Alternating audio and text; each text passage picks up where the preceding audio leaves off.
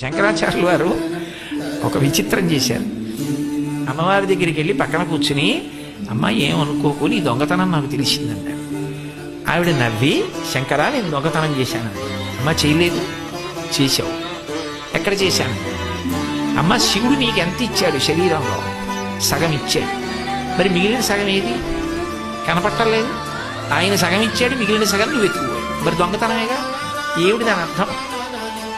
గొప్ప తత్వం చెప్పారు. శంకరుడు తెల్లగా ఉంటాడు, స్ఫటికమణి నిభం.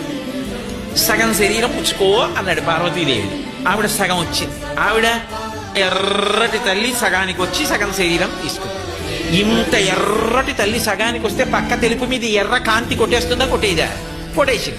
ఆ కొట్టేసేటప్పటికి మిగిలిన తెలుపు కనపడ్డం మానేసింది. శంకరాచార్యులు అన్నారు, నీ ఎరుపులో తెలుపు మునిగిపోయిందమ్మా, మిగిలిన సగం కూడా అపహరించేసినావు. దొంగతనం కాదు, దర్శనం. ఇక్కడి నుంచి అర్ధనారీశ్వర స్వరూపాన్ని దర్శనం చేసి మన చేత చేయిస్తుంటారు శంకరాచార్యులు వారు. చమత్కారం.